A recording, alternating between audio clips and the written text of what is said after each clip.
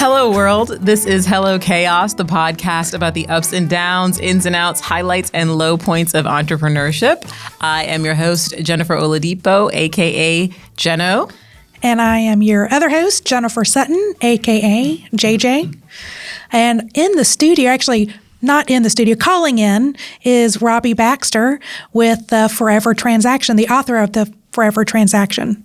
Robbie, thank you so much for calling in and being a part of our program today. Oh, thank you for inviting me. I'm excited to chat. Yeah. So one of the things that I was really interested in talking with you about today is the subscription economy, obviously, but the trends there, because it feels like it's still kind of a hot thing that a lot of people are trying to get into, but then you're hearing like this subscription fatigue on the consumer side. So really curious just to start off with your thoughts on that. Yeah, I mean, it's so interesting, Jenno. Subscription. I've been interested in subscriptions for a really long time, like 20 years. And at first, other people didn't even understand what I was talking about when I said I was interested in subscriptions or membership or the idea of building long-term formal relationships with customers. Then we sort of crescendoed where everybody wants to do subscriptions and consumers are actually starting to get overwhelmed and exhausted by it. And there's some very specific reasons why that's happening. But at the same time, a whole new group of companies are also starting to get into subscriptions. So it's like there are these kind of waves on the shore of subscriptions. First it was, software, and then consumer entertainment and education. Well, now you got streaming services and okay. But exactly. And now it's cars, right? Cars, trucks, manufacturing equipment. It's truly healthcare. It's truly everywhere. And people are exhausted. You're totally right. People are exhausted because the subscription doesn't fit their need. Like if I just want to read one book, why should I have to subscribe? Because they're overwhelmed with how much value they're getting, and it's way more than they need. Right. This is like what I think of as, the New Yorker problem, right? I love my subscription to the New Yorker, but I can't get through one issue before the next one comes. And that makes me feel bad about myself, right? Because I'm Netflix and chilling instead of reading these, well-written, well-researched articles. And then I cancel. So ultimately the problem, I say, oh, I love the New Yorker, but I canceled. But that's even though I'm trying to be nice about it, the problem is still with the organization, the New Yorker, because I'm canceling. And then the last kind of piece of subscription fatigue, which I think is the worst, is hiding the cancel button. It's just so many organizations make it. Yeah. Okay. Let's the groan there. Let's table that one because I just had the worst experience with that. Yeah. And it's they had the entire subscription or cancellation process really. Yes. But okay, so there's a lot going on. So our audience is founders, right? And still, it's an attractive business model and it works for a lot of ways. So you mentioned that there's a new wave of folks who are getting into subscriptions. Can you tell us a little bit more about what's going on there? Yeah, absolutely. So for entrepreneurs, the advice that I would give is, consider whether subscription makes sense for your audience. Think about what is the ongoing problem you're solving for your audience, for your customers, or the ongoing goal you're helping them to achieve. And then say, how would I bundle the value I can provide in an ongoing way to justify a subscription? So any business can be a subscription business. It used to be, though, that it was logistically really hard for certain kinds of businesses to do subscriptions, like physical products, right? Your health and beauty stuff or, restaurants, they're all trying to figure this out. Healthcare had a lot of regulatory restrictions and a lot of those loosened up during COVID. For example, now you can charge a telehealth experience to, get your insurance to cover it. That led to a big explosion in healthcare. So, any business can be in subscriptions and can use it. And, like I said before, we're seeing it, it started with, software and, the consumer entertainment, the streaming and that kind of stuff. But, the technology that supports subscriptions is just making it easier for almost any business, even a very small business, to price in a subscription way to receive payments through, a regular cadence, to do all these things that are actually, pretty hard or used to be pretty hard. Right. Oh, well, that's what I was just about to ask you about was the smaller businesses, because I think we tend to think of large companies when, corporations when it comes to subscription models. So does it make a difference, your scale and your customer base, how you need to approach a subscription-based business? Yeah, absolutely. And what I encourage, especially very small business owners, to think about is start by thinking about that forever problem. And what the forever promises that you can make. So let's take a simple example. Let's take the sandwich shop next door to your office, right? What is the forever problem that most of the customers have is, every single day I need to figure out lunch, right? And I don't want to waste a lot of time. I don't want to spend a lot of money. I want it to be tasty or healthy or, easy to eat in a meeting or whatever my requirements are, right? And if a lunch shop deli shop owner thinks about this, they could say, I could offer a subscription where, you get your sandwiches Mondays, Wednesdays, and Fridays or whatever for a fixed price and they're made and ready to go, or even I deliver them to your office. And so, you make a commitment to me and I make a commitment to you and I make your problem go away. You don't have to think anymore about where am I going to get lunch. Right. Manicure salon, right? I don't want to go and get a manicure. It's not fun for me. But I like to look professional, right? And sometimes you walk out of the nail salon and you immediately get a chip or break a nail. Wouldn't it be great if that were included? If you said, look, if you come twice a month, then any visits in between are included, right? And you always have a chair and you always have your favorite technician, right? If you commit. So it's sort of like a trade-off. Your nails will always look great if you commit to paying us on a monthly basis instead of, on a drop-in basis. And so both of those examples don't require any special technology. They don't require any special systems. They could be easier. Like if you start to scale, you might want to have a way of managing it.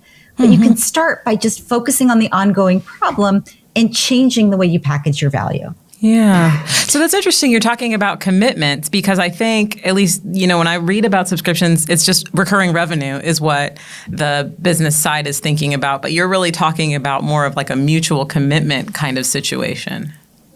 Yeah. I mean, in any kind of relationship, right, you need both sides to be getting something out of it in exchange for what they're giving. And I think you're absolutely right. A lot of organizations don't even think about why would my customer want to subscribe to my service? And, I have this with, I work with subscription companies, every day. And sometimes they say things to me when I ask them that, why would your customer want a subscription instead of buying transactionally? And they'll say, oh, well, we're not going to let them buy transactional anymore. So that will be their only choice. And it's like, no.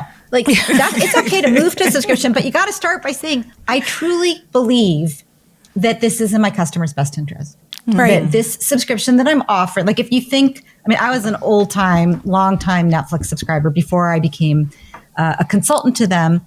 And I was, a new mom, little baby, up in the middle of the night. I loved their subscription, right? It was amazing. I didn't have to go to Blockbuster anywhere. I didn't have to throw on my raincoat and go down to my jammies to get, a new movie. I always had 3 DVDs. I remember those days. I was an original Netflix subscriber. It wasn't that long ago, was it? It's not even It was like 15 years ago. Okay.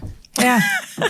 Yeah, back in the olden days, as we will tell our children, when we used to use these little round discs to watch the shows. And you had to go, oh crap, what do I do with that disc? Oh, maybe I'll just put this disc in here. Yeah, I'm one of those. Oh, no. Yeah, we were one of those terrible customers. Yeah, things have come a long way very fast in subscriptions. Robbie, I'm curious of, you also wrote a book, The Membership Economy. Do you look at subscriptions and membership differently? Is there a inherent value that's different to being a member versus being a subscriber? So it's such a good question, JJ.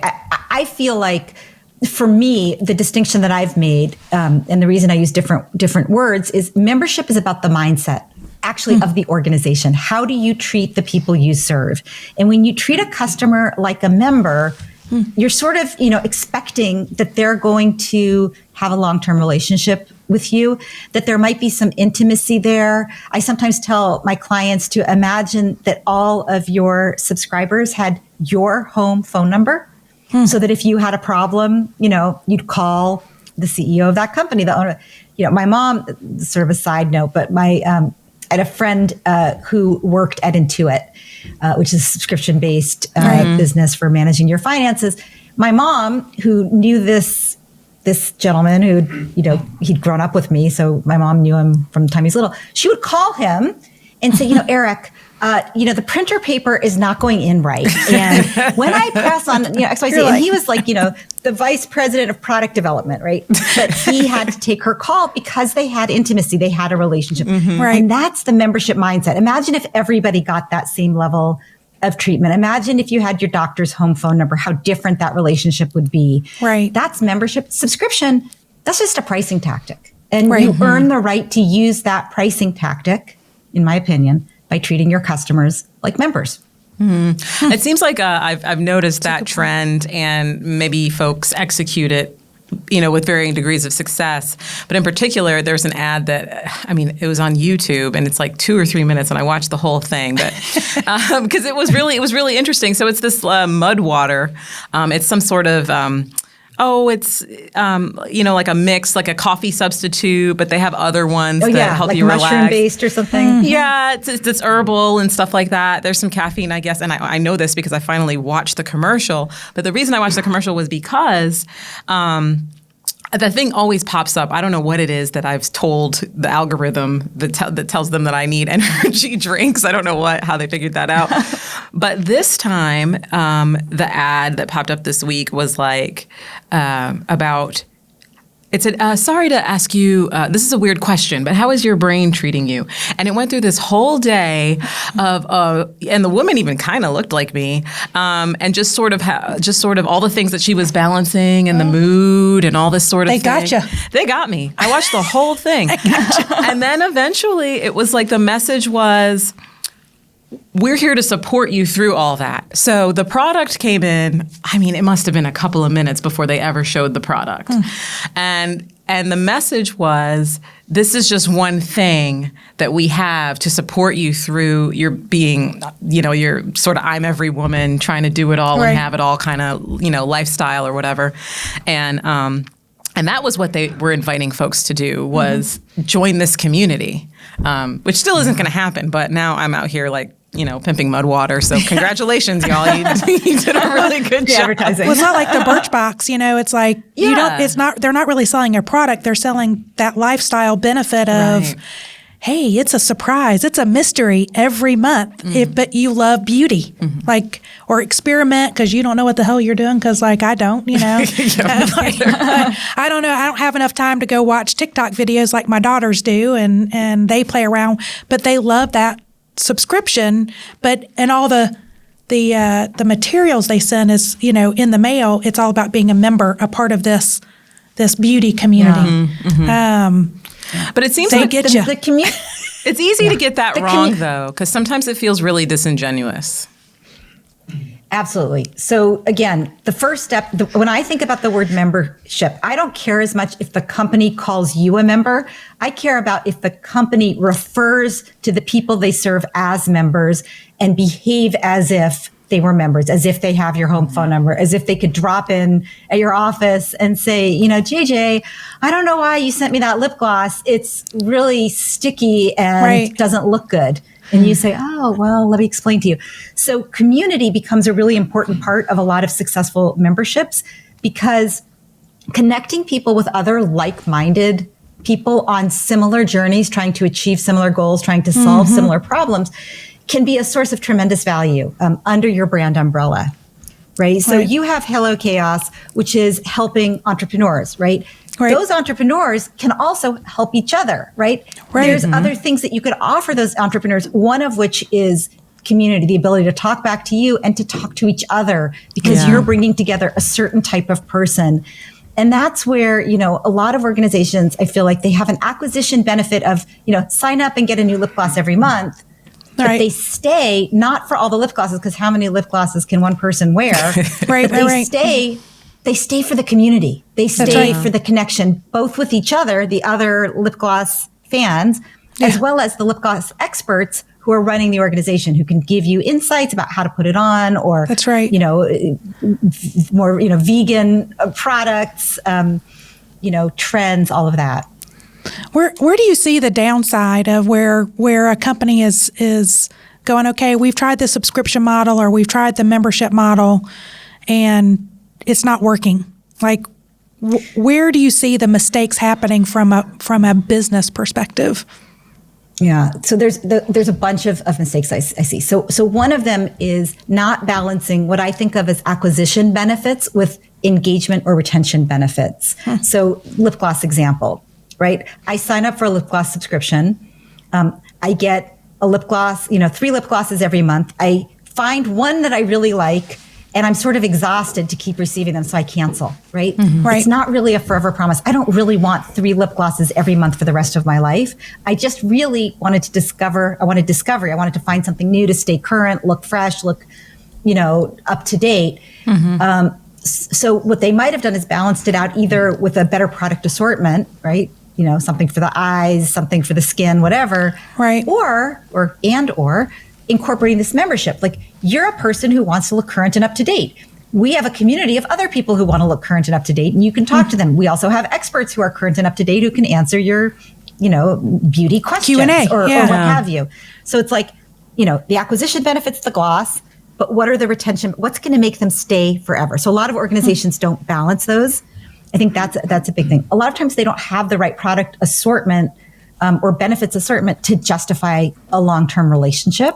Right. Sometimes they get the pricing wrong. That's very sad, right? When you price too low, it's very hard to raise your prices. That's right. If you price too high, you can always drop the price later. Right. But when you price low and then you raise your prices, people are always going to cancel. It's a big part of subscription, right? Set it and forget it.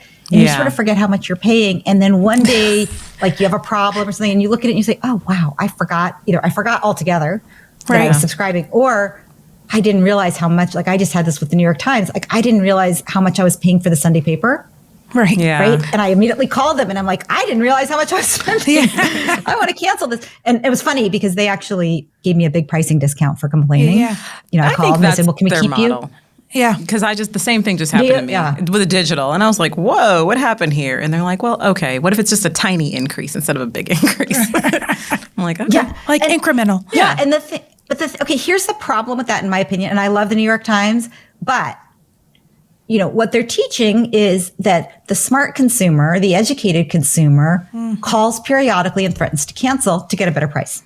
Right. Yes. Right. Yes. It's cable. That is a thing. That is a thing. And everybody listening right now is saying, oh man, I got to go call New York Times and say, I'm thinking about leaving. Yeah. Yeah. I mean, not to tank anyone's business, but my good friend, it was like a few weeks later, he did the same, or a few weeks earlier, he had done the same thing. Right. And so it was like, and we talked about that, how we're just like, if you're the one who speaks up, you get the thing. And so now it's another year, and we'll see what happens next year. Netflix, in contrast, Yeah, well, I was like, Netflix, we've kind of gone through that, but also like your cable. We go through this about every year or two that we'll see a special. Oh, and it's like, well, crap, that's like half, or two, that's cutting 70% of what we're paying now. We like that bundle better. And then you'll call and they're like, nope, you can't have it. Yeah. So then it just makes no sense of, wouldn't you rather retain that customer because we're going to cancel and then we're going to turn around a month later and we're going to get that special. So why go through all that junk? Yeah.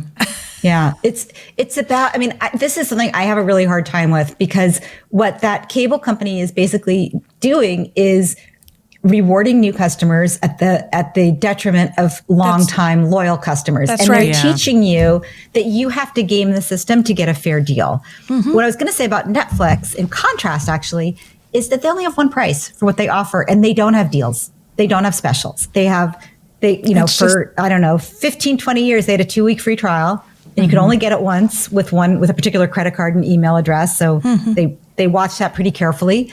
And then, the thing about a free trial is what it tastes like, right? That's why you get the free trial is, I don't understand what you're offering. I don't believe it's as good as you say it is. And then the company says, okay, here, taste it. And now that you've tasted it, you know what it tastes like. Do you want to subscribe? Yeah. Right? And Netflix has, by the way, they're in the process of removing a lot of their free trials because at this point, everybody in the world pretty much knows what Netflix tastes like. Right. In almost every country. We've all had somebody else's password, right? Everybody has access to Netflix or has at some point. Right. Yeah, whether they paid or not. Or they know what it's like. It's not like, there's so many streamers, you don't have to go, well, what is this? Right. Like, what is this product that I'm going to get? Because if they don't have Netflix, they got Prime or Paramount or Hulu. They have entered the streaming. Yeah. It's not like the first time. Yeah. So no, they don't need to taste it anymore. No. So what are the, when you were talking about, connecting folks and extending the products and the offerings anyway, that sounds like costs. So, what are the costs associated with that? Because I'm thinking there's got to be like some technological infrastructure, and people, communications, support. What are the things that if someone is listening and they're like, okay, we're this far in, and I still think a subscription model is something I should consider. What about the costs associated with doing that?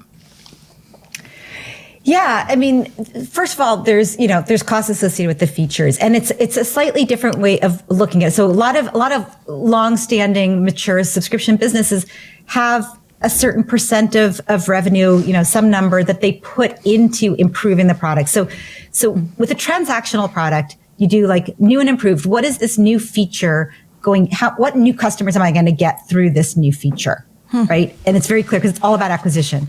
With subscription, you have to continue to improve the product, not just for acquisition of new customers, but also to retain the ones you have. So for example, Netflix, right? We're talking about Netflix. At some point, you've watched everything that you think you want to watch. They have to introduce new content, right? It's not enough to just have a catalog. It doesn't matter how big the catalog is. That's right. You want new stuff.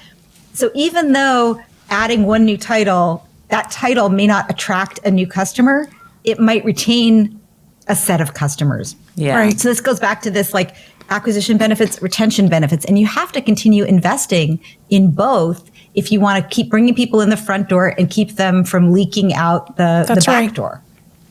What about if you're trying to connect the people in your community with each other? Does that inherently add more expense? It can. It's a tricky one. So a lot of organizations that I've worked with, especially like in the professional services world and even in the kind of news and content world, they sort of feel like, well, I'm going to buy or I'm going to pay for some kind of a technology frame like a Mighty Networks or some kind of, community platform. And then I'm going to turn it on and then there's going to be amazing conversations and people are just going to share great value and they're going to be nice to each other and, it's going to be great. And what we all know is that in the early days of any kind of online community, you really need to nurture it. So in addition to the cost of whatever platform you're going to use, you also need moderators, facilitators, and people both for the actual conversation that's happening in real life, but also going behind the scenes and getting people to post. So for example, if you're in my entrepreneurs community, right, and we're chatting because I'm your coach, let's say. So we have our one-on-one and you say, Robbie, one of the things that I've really realized is that subscription can work for anyone. I'm like, oh, that's fascinating. Can you post that on the site?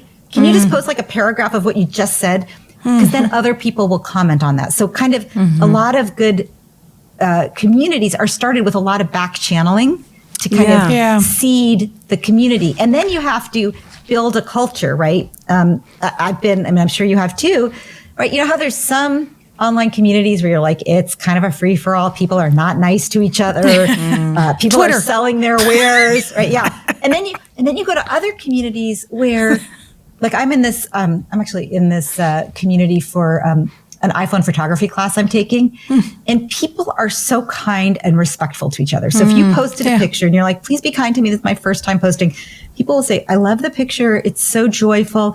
What I might do is, crop it, or you can use this editing feature, but it's just lovely. And I know as a subscription person and a membership person, that just didn't happen all by itself. That those moderators are working really hard to set the tone, to back channel and say to somebody, hey, Robbie, what you said was not nice. And if you do that again, we're going to kick you out of the group. Right? We use a respectful tone with each other, or we only talk about things that relate to photography. We don't sell things in this community. Right? And you do that for a while. And then when somebody new comes into the community, they look at it and they're like, oh, I get it. This is a community where you don't sell your wares. This is a community where you don't say mean things. You're going to get booted.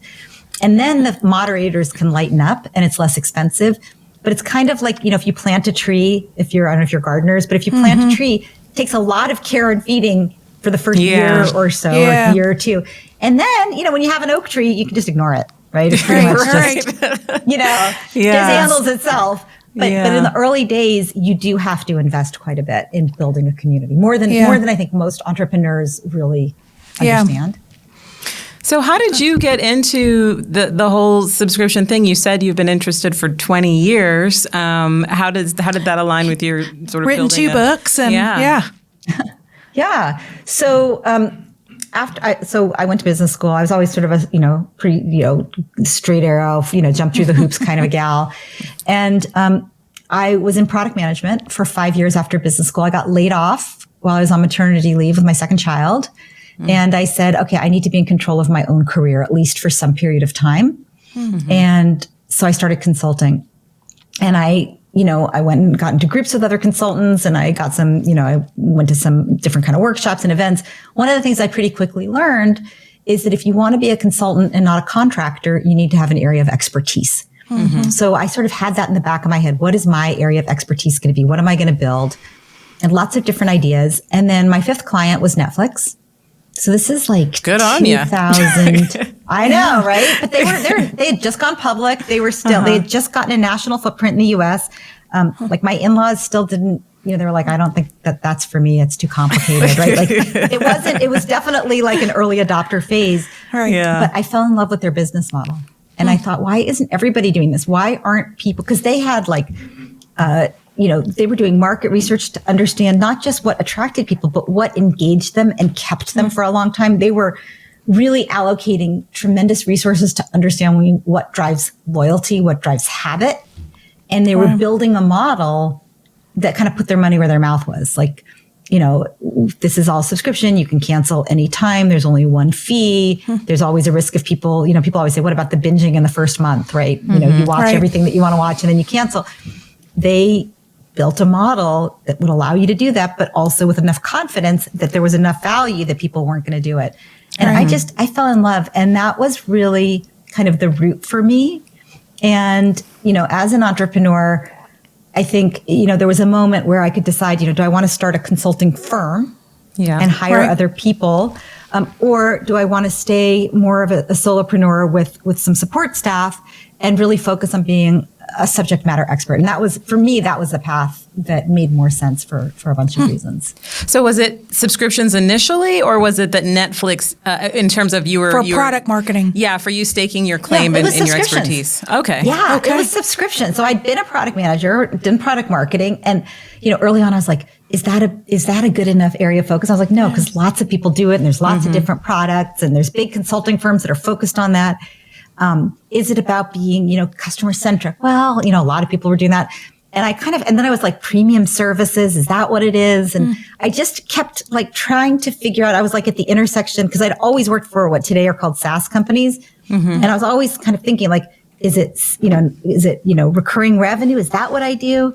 And so it took a while to come up with the language. But when I started working with Netflix, I was like, I want to do more of this. And so then my next client who kind of heard, I heard you're working with Netflix. It was Intuit, right? Also subscription based. They were in the early years of that. It was it's called PayCycle, which is a part of their business around payroll for very small businesses. And I learned some of the differences. Like the way that you take care of Netflix business is very different than for Intuit, even though they're both subscriptions. Yeah. Everybody talks about Netflix. Netflix is a luxury. Netflix is a habit. Netflix is something that you're happy to talk about and sort of brag about to your friends, right? Yeah. It's kind of interesting. I mean, this is 20 years ago. Whereas, your accounting software for your small business, like, I don't know. I mean, how many episodes of your show are dedicated to accounting practices for entrepreneurs? Like, one actually, just one so far. One so far. Awesome. But it gets brought really up a lot. necessary. Yeah. Right. It's really necessary, but it's like not something necessarily that, they had trouble. Like, it wasn't something that a free trial was going to get somebody to do. It was more about, is it going to work? Because if I implement an accounting system and it doesn't work, I have to rip it out. And that takes lots of people hours and lots of, new processes. And so, like, one of the things I learned is that free trial doesn't work everywhere. Right. Right. I had thought that every company should have a 2-week free trial, just like Netflix, because it worked so well. But in the B2B space, a lot of times the biggest hurdle isn't, I don't understand well enough to, and I don't want to pay for it till I understand it. It's more like, I don't know if it's going to fit in my environment. Right. And I'm afraid of the opportunity cost. Right. Yeah, the inertia around. I've worked with a lot of MSPs, service providers, IT service providers, and that's always the biggest thing. It's just like convincing people this will be worth the pain, essentially. or to put enough features. Painful. Of like, we evaluate CRM systems and, management platforms. And it is, a lot of them say that they all do the same thing. But once you kind of get in and start digging the questions based on your business, it becomes very very obvious of those three aren't going to work. Yeah. But we would never do a free trial because it's not like you would have to put so much more investment to then tailor your process. It's just so much time and mental energy to go, I got to get 10 people involved in this before, that's not worth it for a free trial. Yeah. Was there anything else that you, have learned that doesn't work? You said that you thought Netflix and Intuit, they could offer the same sort of thing in terms of free trials and get folks going. Are there any other things that you've learned or been surprised about as you grow your understanding of subscriptions that this ain't going to work here? Yeah. Oh my gosh, Jenno. I mean, how many things did I learn in the last 20 years? I've learned a lot. For a founder, So for a founder who is like, but I've made a lot. Don't make this mistake. Tell us. Don't make this mistake. Well, totally. So that's why I wrote the books is, Membership Economy Forever Transaction is so that other people's roads aren't as bumpy as some of the roads that I've traveled on.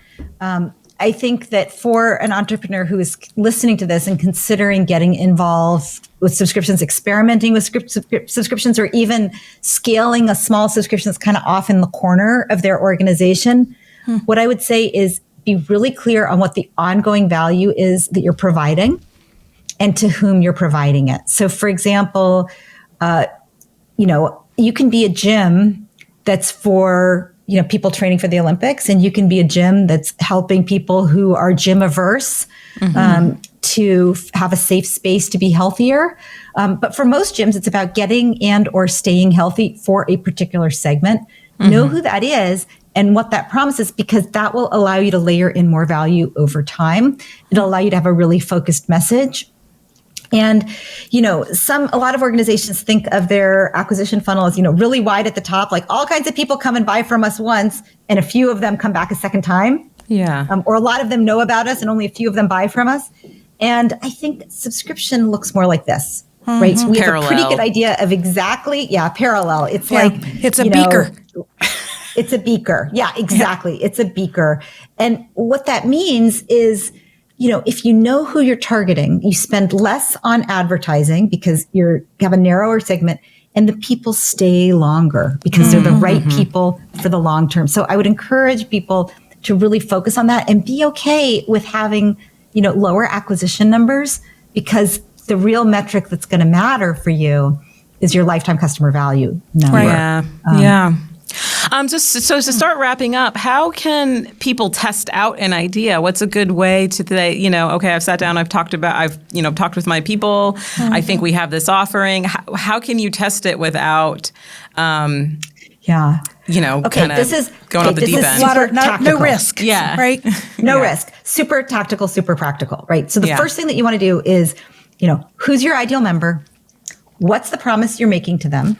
right? Those are the first two things you want to figure out. What are the promises you're making? Then you want to say, what is the, MVP, the minimum viable product? What is the smallest subscription offering that I could credibly build, right? And offer somebody. And you get that clear. And then, you say, okay, what are all the questions I have that are preventing me from throwing all my money into this and just going all out right now? And people will write, like I try to do this in a really super, simple way, right? People just write down, I'm afraid of this. I'm afraid of that. I'm worried that, I worry that they're going to, get all the value in the first month that they used to pay, a lot more for. I worry that nobody's going to sign up. I worry that the only people who will sign up are my best customers. I worry that we can't execute on the technology. I worry that it'll be really hard to find these ideal customers. And then we look at that list and say, which of these concerns is most important and easiest to prove or disprove? And a lot of them can be proven or disproven with really simple and cheap market research, a focus group, interviews, doing a mock-up of the offer on a screen and having people just come in and read the screen and just listen to them and say, what do you think of this? Would you buy it? And then a great test question is, if I drop the price by 10%, would you buy it right now? Right. And get an early edition. Because if they think it's amazing, people will be like, yes. If I said to you, I have a pill that you take every morning and it guarantees that you will be healthy for that day and not have any need to call the doctor, and the pill is 5 cents a day, like you'd say, yeah, I'll pay 4 cents right now, or I'll spend $5, whatever. I'm in. If it's credible enough. So do that. And then, what you'll see is that some of the questions and concerns that people have can be resolved with some kind of very simple market research. Some of them require a test. So get everything out of the way that you can with the market research. And then when it's an actual test, so for example, I can figure out through market research whether people would sign up for something, because I can put it in front of you and say, are you ready to click buy? Are you ready to click sign up? Are you ready to go for the 2-week free trial? What I don't know is how long you're going to stay. Right. For that, I actually need to give you the real product and see what you do. And the product needs to be big enough. Like if you think of like a streaming product, there needs to be enough content there that I can really see what you're going to do. So I think that's the best way to get started is, what are the things that are holding you back?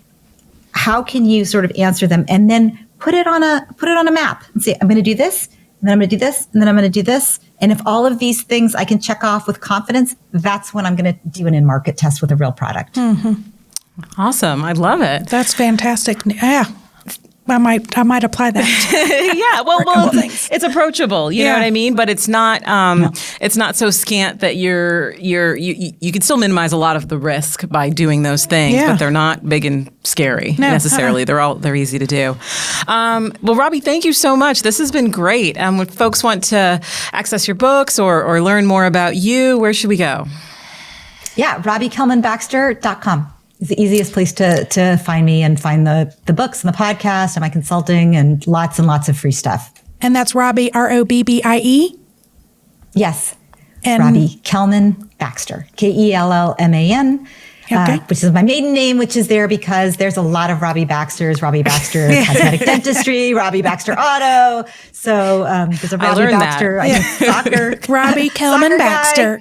Robbie Kelman Baxter. That was who popped up the most, was the soccer guy whenever I was, trying to do a little research on you. That's who I got. She's not a soccer player. Yeah. Well, thank you, Robbie, and to listen to Hello Chaos in this wonderful episode. You can find this on all podcast platforms, your favorite, but you can also find it on Orange Whip, and that's Orange the color, WIP. For workinprogress.com, orangewhip.com, and check out the Hello Chaos page for all of our episodes. But yeah, thank you. Thank you, Robbie. It was great to meet you. Yeah, great to meet you both. Thanks so much for having me on the show. Bye-bye. Thank you.